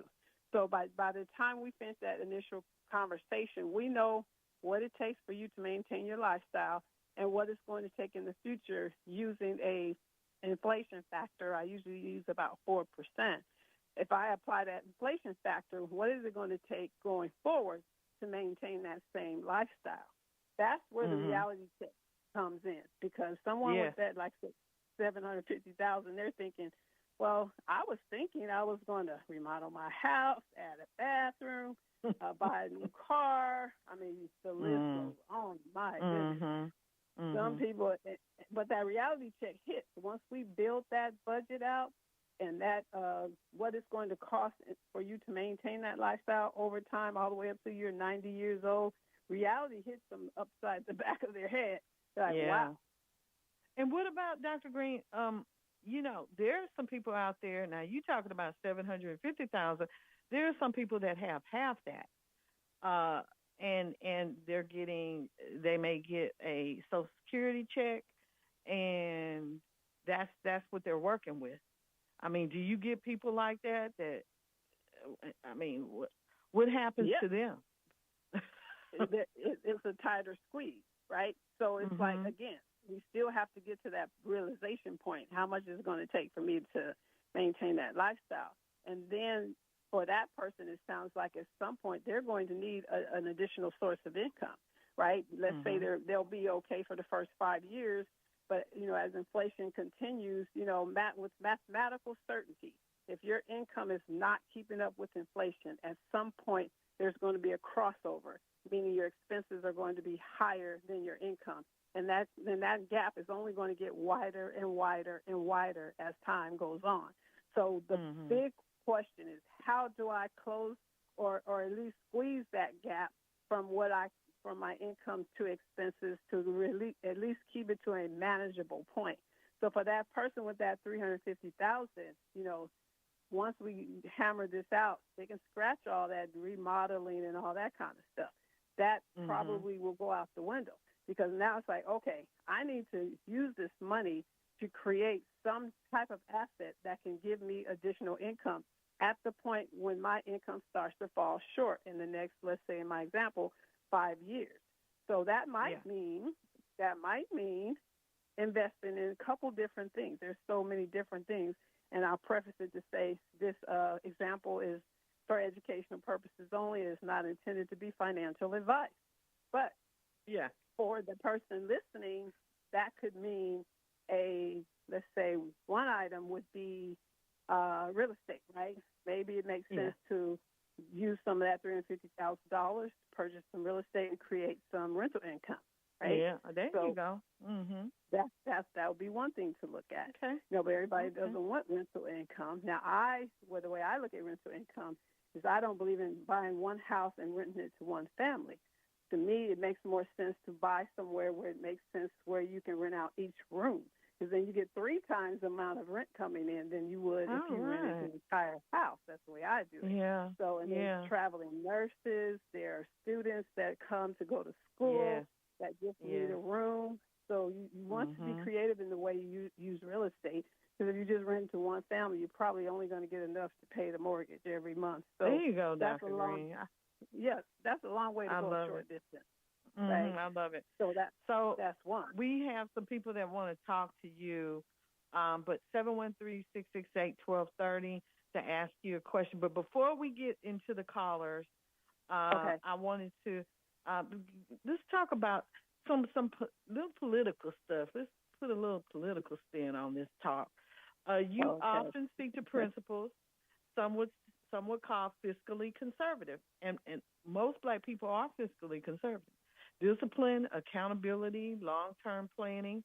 How do you define fiscal conservatism in a way that's practical and accessible for everyday families trying to stay afloat? And maybe you've already brought up some of those things in this conversation, but let's chop that up a little bit. Well, again, to me, to be fiscally responsible in whatever realm of life you are is, again, like I mentioned earlier, is accountability. You have to be accountable for the realistic place that you are financially in this world, and take the reins and ride that horse, right? You can't just, a lot of, like you said about the cruises and things like that. Yes, we all want to enjoy life. We all do. But being responsible means just that, being responsible, sitting down, taking a hard look at where you are and how to position yourself to make sure that going forward you're going to be okay. Another really scary, challenging thing, and I'll let the caller start asking questions, is, scary to me, but I see it a lot because I've been in this business so long, is the cognitive challenges that happen later in life, and you start possibly forgetting things. That piece, it's a scary piece, but it's a realistic piece where we have to have some type of plan in place to have a team around us so that if we start forgetting things, who's going to step in and help make sure that budget stays on track? Huge, okay? It's huge. Okay. But I'll let you go ahead and get a caller, because that would take us down a whole different road. Oh, yeah. And we can pick up a conversation another time, but I want to talk to you about your appearances on Fox and some other things. But get to the first pair. You have a couple of them? Hello, caller. You're on. You're on with Lydia Flanagan and then Dr. Walker Green. Go ahead. Good morning, Good Lydia. morning. Good morning, Dr. Green. Good morning. I got a question regarding yield on a vehicle or an instrument in between an investment account and a savings account that's gonna return some yield, better than, less than what the market is going to do, but better than a traditional savings account. What vehicle would be wise to park some money in? Okay. Again, because I'm financially securities licensed, I have to say this first, that this is not intended to be financial advice, but there is a vehicle that's kind of middle of the road there that gives you better returns than your traditional savings or CDs. It's called the MIGA, Multi-Year Guarantee Annuity. These instruments were created to compete directly with CDs, and the difference between the two is the growth in a MIGA is tax deferred, so you're not paying taxes every year on the money that you earn. Unlike with the CD, the interest that you earn annually is you get a 1099, so you're paying taxes on it. So your effective yield is actually even less than what the stated rate is, because you have to factor in the tax implications on that interest. So I would say that multi-year guarantee annuity is positioned to be, and you can go 3 years, 5 years, 10 years. You, just like a CD, you can determine the term and the length of time you want to invest in it. But right now, I know their MIGAs are ranging from 4.5 to 6.25%. Okay. What about the liquidity of them in case of emergency? Is that the right vehicle in case you need to have an emergency to come up and you tap it? Okay, good question, right? Just like a CD, once you commit to a term, you have early withdrawal penalties, right, if you take it out. Now, there are some vehicles out there that that allow you to take the interest out every year. So there is some liquidity that can be built in. So definitely with these MIGAs, they have different things where you can take the interest out each year. But if you commit to a term, then and you break that term, just like with anything, you will incur possibly some early withdrawal penalties. And that's no matter where you go, right? Okay. So how do we follow you and your contact information? We'll get all of that, Bo, before she leaves for you. I promise. All right, thank you. All right. Thanks, Bo. Okay, Paris. Next caller. Hello, caller. Good morning. You're on. Good morning, Dr. Green. Good morning. Good morning. Good morning. Look, first of all, let me qualify, Dr. Green. I do not measure my success by money. I measure my success by my inner peace and my outward body being in physical shape. But in terms of money, I've talked to other people on the station about the poor, the real poor. And my contention is whether it be physical health or inward peace or love, if you want it bad enough, you will succeed. The poor, if they have to get a second job to get out of poverty, you do it. You do anything, live under your means. You do whatever it takes legally to get out of your situation if you want it bad enough. How bad do you want inner peace or health? How bad do you want to be in shape? Or how bad do you want to get out of poverty? Okay, but Mike, we're gonna. Go ahead. About money, but it's a show about money, and we're going to kind of stay on track. I don't know if Dr. Green, she can answer this question if she wants to, but we're here this morning to talk about money and questions that people have about it, and how to budget and how to manage it. But Dr. Green, are you open to answering that, or you want to move on? I didn't really get a question out of that. That was more him stating so far his opinions about wealth and health. So I think we should move on. Okay, great. So I'll move on with my next question here. You're a frequent guest on Fox, where you talk about personal growth, family dynamics, and financial empowerment. What resonates most with those audiences, and how do you keep the conversation grounded in real-world financial guidance rather than political noise? Ooh. Okay. Basically, I stay in my lane, right? You know, with anything in life, just like, I tell my kids this a lot too. When you are representing yourself or representing your expertise or your talents or your profession, play your position, stay in your lane. So what I do is I make sure that when I'm speaking on different platforms, because there's different ears listening, different voices, different ideologies, right?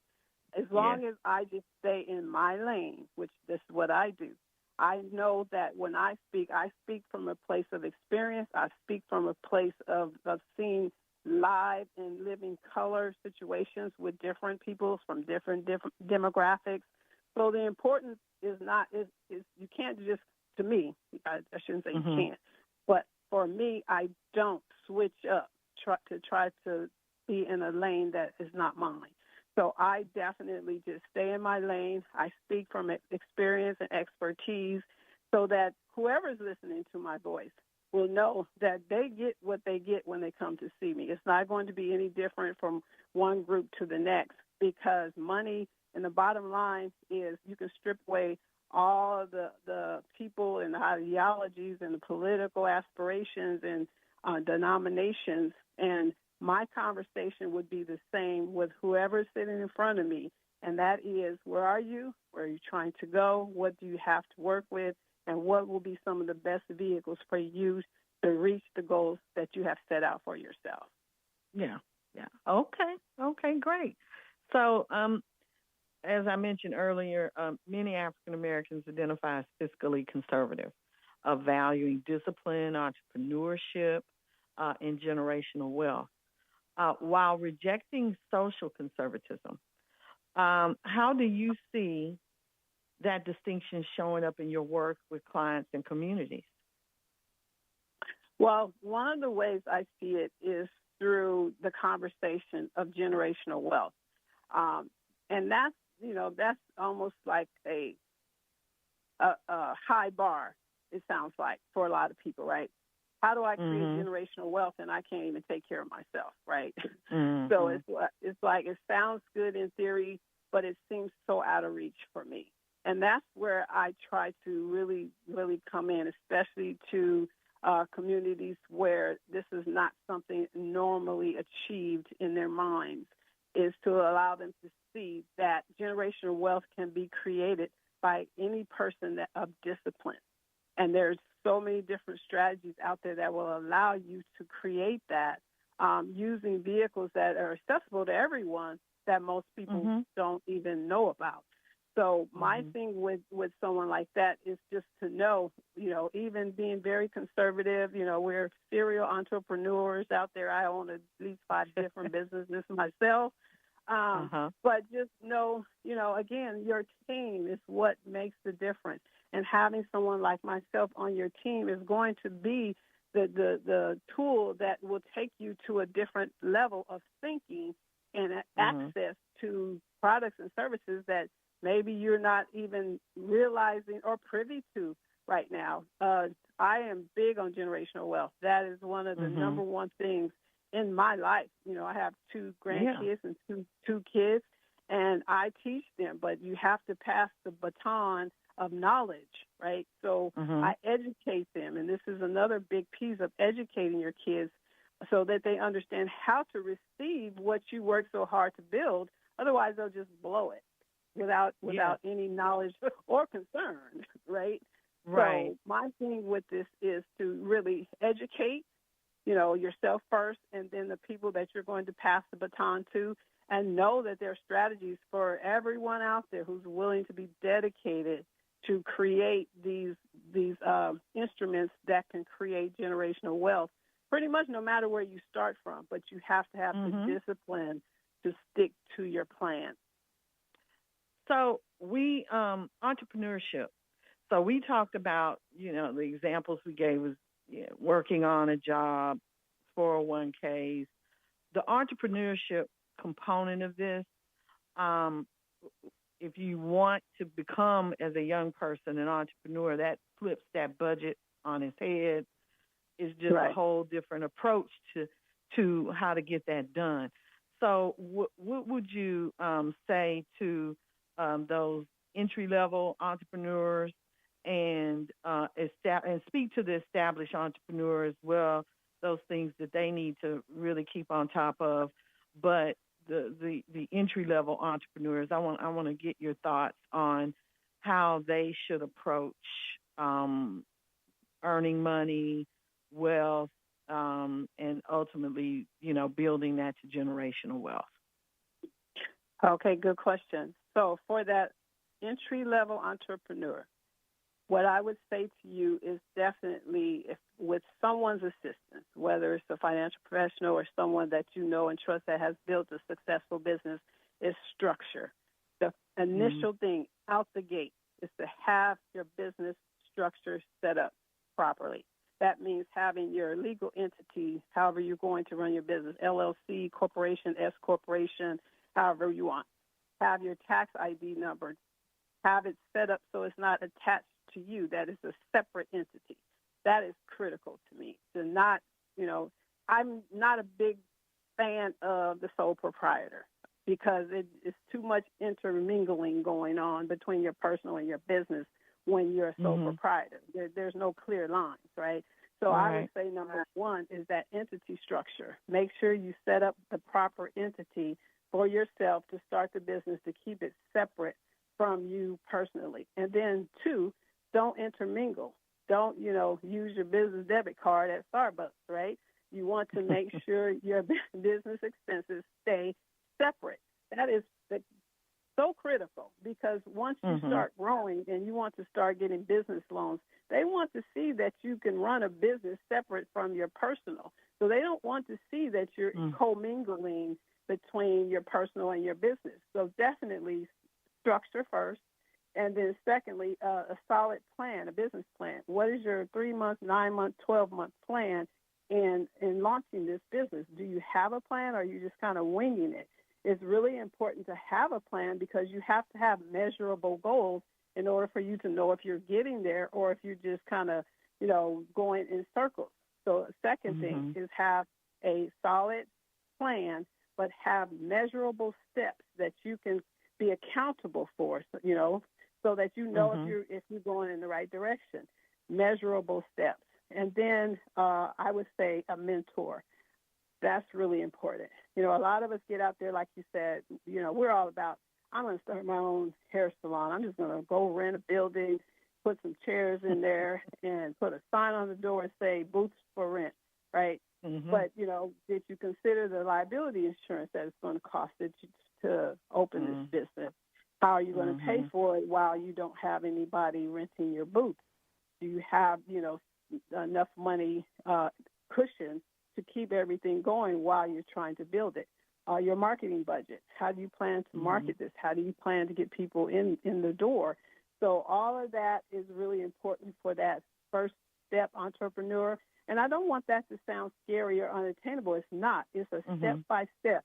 And the way I help young entrepreneurs do that is break it down into manageable steps, right? So they're not overwhelming. Step 1, entity. Don't worry about anything else until you get that done. Don't try to look at the whole picture while you're doing that.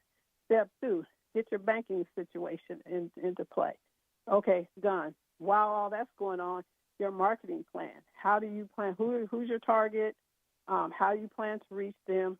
What kind of marketing budget do you have? Are you going to bring in some, private money where, somebody's going to loan you some money to get started? Know where your money is going to come from initially.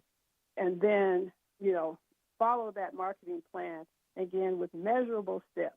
Did I get a good price on the building lease? Yeah. Is the lease make sense and things like that? That's the way you get started. But, again, you have to have it where you can actually measure your success. Measurable. Measurable, yeah. And so what's the biggest mistake that you see long-term entrepreneurs make? Commingling between business and personal. I mean, it happens almost unconsciously, to where there's no clear lines between where is the business and where are you.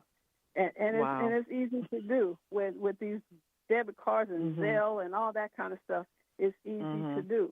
But you want to keep it separate. You don't want to destroy and pierce the veil of what you set up, because if there's ever a situation where you have to throw in the towel, and let's say, God forbid, a bankruptcy, and the bankruptcy courts can't see where the business started and where you started, then it's no longer an entity. They just void it and just go after you personally. So you definitely want to make sure that you keep clear lines. That's one of the biggest mistakes I see, is commingling funds between personal and business. Okay. And I don't want to get into the weeds on this, but this just popped into my head when you said that. Taxes don't help with creating those lines?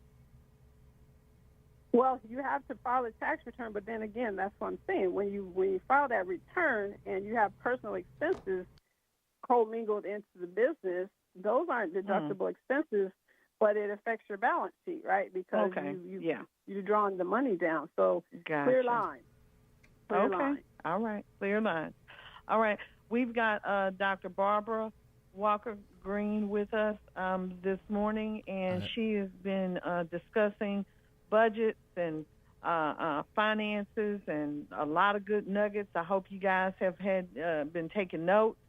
But we have another caller, Paris. Yes, I just had one. I had one other question. and maybe you guys touched on it earlier, Dr. Green. When we're talking about relationships with banks, do you begin with the bank with whom you are already doing business, or do you target another bank when you are talking about going into business for yourself? Relationships are key, right, in any aspect. So I would say if you have a relationship with a bank already, it's probably the least resistance you'll get by working with a bank that you already have a relationship with. So I would say the bank that you currently are working with may be more open to being on your side. Being on your side with this new venture. Okay, I thank you. Yes. And is it important, as we're talking about budgets and managing money, to build as many relationships as you can with these banks? You know, have a credit union, have a couple of banks. I mean, what's your guidance around that? Again, when it comes to business and banking relationships, you know, it sounds probably easier than what it actually is, because imagine, even though you've been banking at a bank for, let's say, 15, 20 years, and you know the teller that's standing behind the window every time you come in, she greets you personally, but that teller, let's face it, has no power, right? So it's bigger than that. So relationships building in banks is a tricky beast, especially considering the number of accounts that a bank could have. There's very difficult for you to have a personal relationship. So I would say getting with the bank loan officers and kind of, you know, getting to know them a little bit, talk to them about some of your goals, talk to them about your plans and your strategies, and have them open to listening to you. Now, they still have criteria they have to go by in order to lend you money, even if you have the best relationship, right? But just being able to go in and talk to the loan officer at the bank and kind of, you know, go over things. And nowadays, that's easier said than done. Because a lot of times now you can't just walk into a bank. It's online, right? It's all online. So it's a difficult relationship to build today versus the way it used to be. But you do the best you can to build that relationship. Just open communication is pretty much all it's going to get you, as far as, you know, being able to have an ear to listen to you, because, again, they have to go by their lending rules. Exactly. And that same approach, we were talking about businesses, but as an individual, is that the same approach you should take? Just the same approach. Same approach. Okay. All right. Well, I got one more question for you, Dr. Green. In a polarized climate, you speak to audiences across the spectrum. And how do you keep the focus on stability, stewardship, and empowerment, especially for women, through your Shiro Nation work? And what's your advice for people who feel politically homeless, fiscally conservative, but socially progressive? Okay, that's like 3 questions, right? But okay, let's go. Well, let's take the one, especially for women, through your Shiro network. How do you keep that focus on stability, stewardship, and empowerment? Okay, good question. So with that, I would say that, especially with my book, The Unstoppable Shiro, it's really a challenge today for women, especially for women of color, to really kind of hone in and be able to stand in your own truth and still make a difference in society and in the world. Politics has taken a complete left in terms of what it means to be a politician. I had political aspirations maybe 7 years ago, and when I sat down and looked at it for what it really is, I backed away because I didn't want to trade my values. It seems like you have to trade your values in order to be in that arena these days. It's taken on a whole different lifestyle in the political arena. But for women who are out there trying to balance that, it's difficult. So one of the things I would say is to kind of be true to yourself and to your values, because this world has changed, right? And without going into a lot of the political ramifications of these changes and how society is so open to being blatantly divisive, to put it mildly, is to make sure that women know that they are a very strong force. We are the most highly educated group out there, is women, and particularly women of color. So just kind of erasing that whole prime time media image of us, we have to kind of strip that away and just know where we stand as forces, as women, and not in a way that we're kind of challenging men. That's a losing battle, and that's not what we're talking about. But we're talking about understanding where we are, where we stand, and how to wield the power that we have, that is God-given to us, in order for us to carve out our own way in this society. Because the lanes, they don't cross. They shouldn't cross. I think that we have to stay in our lane. That's one of the biggest points I make in my books and in my research. I found that, trying to crisscross and be in different lanes is what keeps us so fickled and mixed up. And why isn't this working? So I would say that just standing in your own truth and staying in your lane and being dedicated to whatever you're dedicated to, whether it's empowering women or raising our daughters or raising sons that are respectful and gentlemen, all of those different aspects of life that as women we hold the reins. We are the first teacher of the child. So there's some things that, coming into our own and understanding the power that we have on the world and on the generation as the first teacher of the child, that's a reality we have to face. Yes, absolutely. Well, Dr. Green, thank you so much for breaking down these questions with such clarity. Your insight helps people understand both the numbers and the mindset behind financial decision-making. And before we shift gears, I want to remind our listeners that Dr. Walker Green is the author of The Inevitable Rise of the Shiro Nation and The Unstoppable Shiro. And I know that both of those books are available on Amazon. And Dr. Green, can you tell us more about how to connect with you through your website and social platform? Absolutely. So I can be reached. My website is my company name, advancedwealthllc.com. But the easiest way to reach me, if you forget all that, because that's a lot of spelling, if you just Google drbarbawalkergreen.com, and you will find me and all the links to all the ways that you can connect with me through my website, through my different businesses. And of course, in Google, if you Google me, you will find my business right here in Sugar Land, Texas, as well as all the contact information you need to reach out to me. Okay. All right. Well, thank you so much for joining us again. I look forward to speaking with you again in the future. I think that we need some a tune-up every now and then.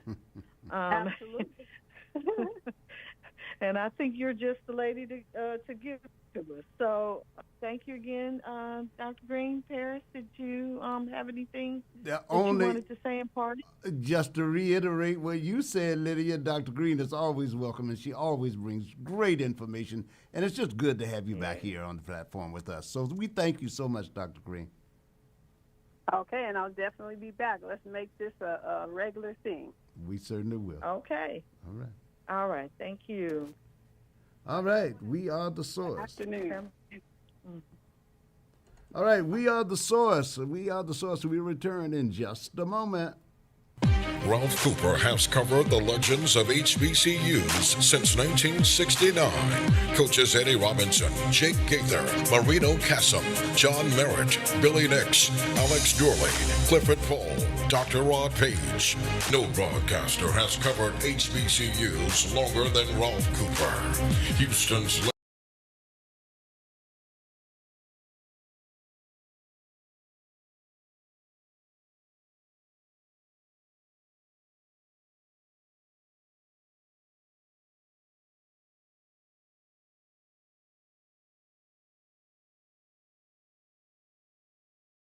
Mercury Drive Pharmacy, 918 Mercury Drive, right off of I-10 East, near the 610 Loop. James Muldrow and his staff are there to serve you.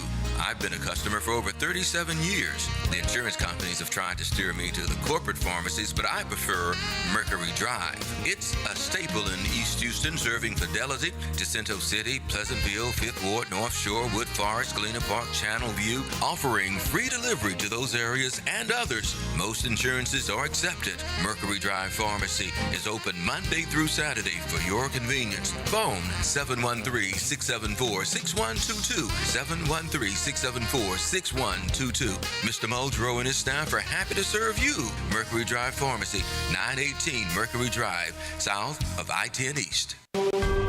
In life's most difficult moments, comfort matters. At Lord Edward Memorial, we believe every life is a blessing worth honoring with dignity and care. With a combined 60 years of experience, our compassionate staff walks beside your family with faith, respect, and understanding.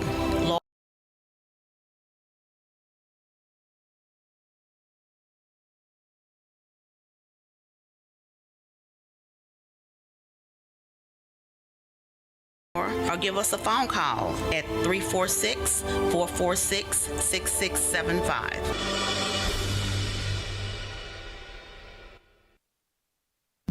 Saturdays, we're taking you back with Carrie Lewis on Inside Tracks. Soulful, funky, rhythm and blues, disco, doo-wop, rock and roll, new jack swing, and everything in between. Inside Tracks has all the classics for you and even those forgotten gems too. So join Carrie Lewis on Inside Tracks every Saturday afternoon beginning at 2 p.m. only on KCOH 1230 The Source.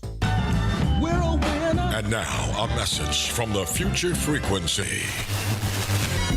Young voters, Gen Z and millennials, our world is moving fast, and the issues hitting your pockets and your peace, they're all on the ballot. Rent, safety, jobs, student debt, and yes, home ownership. Whether you're aiming for your first keys or keeping your roof steady, voting is where those issues get decided. So click off the mute button and let your voice be heard. Tap in, lock in, and make a plan to vote.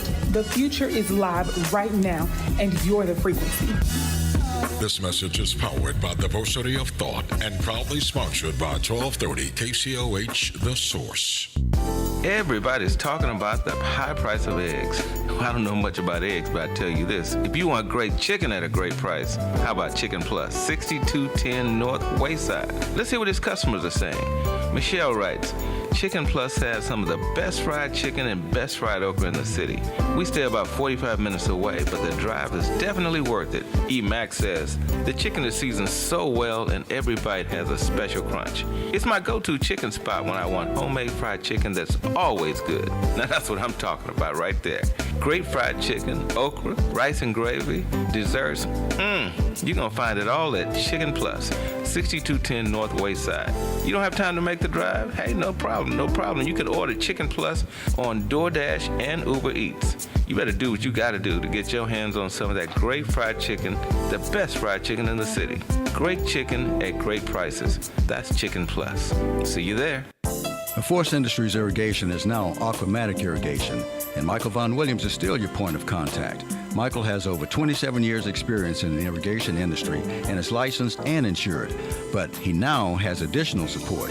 So if you have a lawn sprinkler system that is no longer operating properly or you're tired of lugging water hoses around, call Aquamatic Irrigation at 346-476-9065.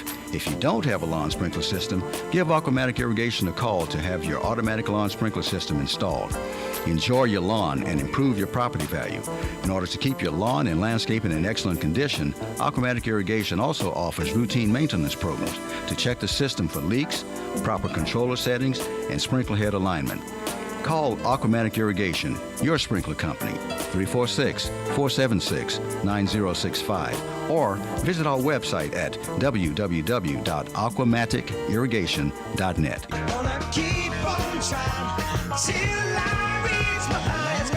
And now, a message from the Future Frequency. Young voters, Gen Z and millennials, If you're ready to make your voice count, here's how you make it happen. First, register to vote. It only takes a few minutes. Just look up your local election office and follow the steps for your area. Next, verify your information. Confirm your name, your address, and your polling location so nothing slows you down. And don't wait for election day. Vote early. Pick your day, pick your time, and skip the lines. Make your plan to vote early and vote to be heard. The future is live right now, and you're the frequency. This message is powered by Diversity of Thought and proudly sponsored by 1230 KCOH, The Source.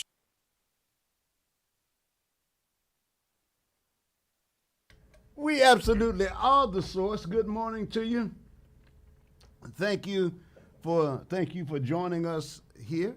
We leave our broadcast for YouTube right now. Those of you can follow us on. Those of you who still want to remain with us will follow us on the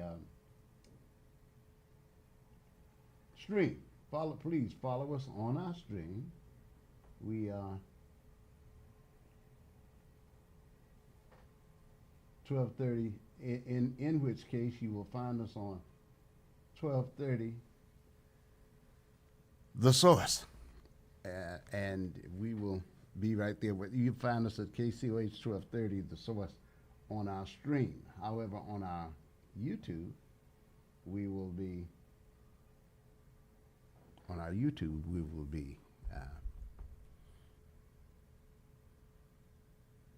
leaving that for a moment. Ralph Cooper will be up. He will be on YouTube and our usual streaming services. We just have to make an adjustment. We're good. It's all good.